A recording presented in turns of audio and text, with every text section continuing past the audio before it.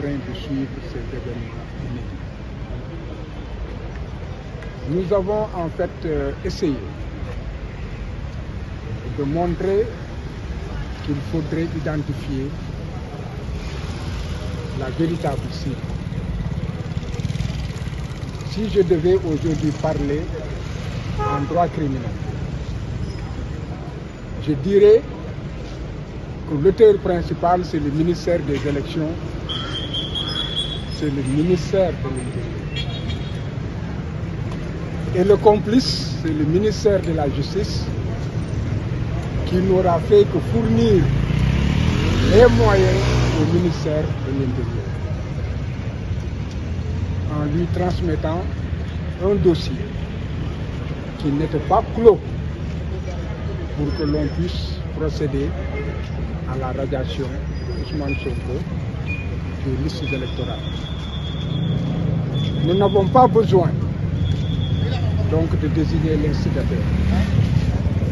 L'instigateur, c'est celui qui conçoit, c'est celui qui mûrit, c'est l'intelligence qui est derrière et qui n'apparaît dans aucun acte. Et là, dans cette pyramide, nous avons commencé par de simples services. La direction générale des élections et la direction de l'autonomisation des fichiers. Nous aurions pu ne pas le faire et nous adresser directement aux responsables, à savoir le ministère de l'Intérieur.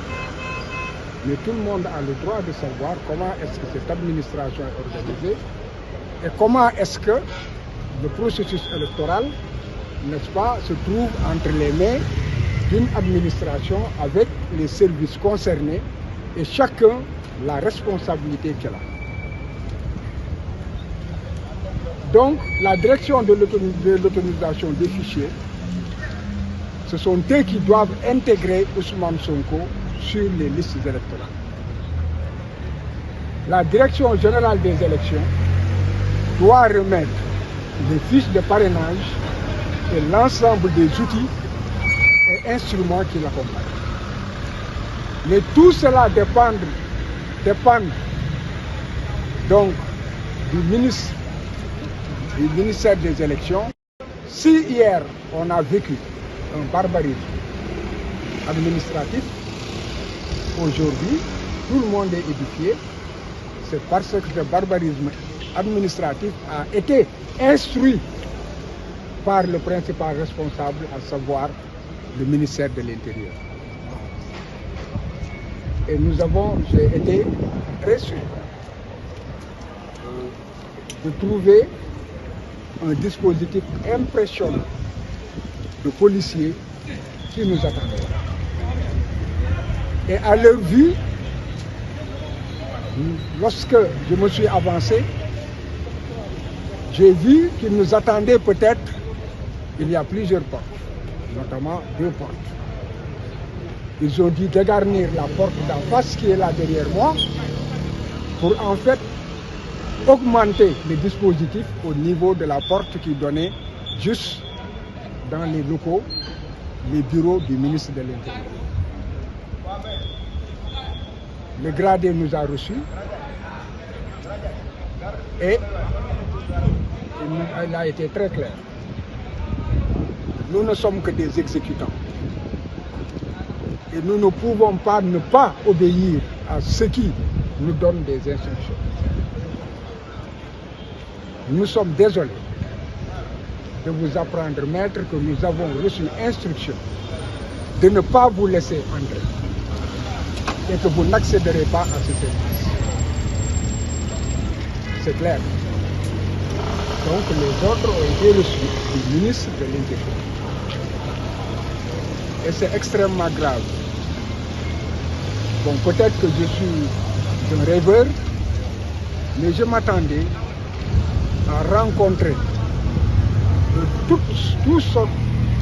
tout comportement inadmissible dans d'autres services que du service du ministère de l'Intérieur. Et c'est pourquoi j'ai très mal. j'ai été très déçu. Cela veut dire en réalité que, en fait, toute la pyramide s'est effondrée. Que nous ne pouvons pas nous attendre à des élections démocratiques et à des élections transparentes. La preuve, c'est qu'aucun Sénégalais ne peut aujourd'hui nous dire qu'il a pu voir la publication des listes provisoires, ni des listes définitives après la consolidation du fichier électoral. Aucun Sénégalais aujourd'hui ne peut dire si son nom est encore dans les fichiers ou non. Il n'y a aucune publication.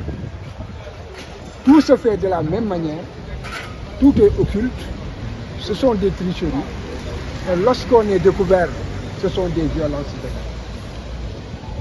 Donc, la communauté nationale et internationale est maintenant édifiée.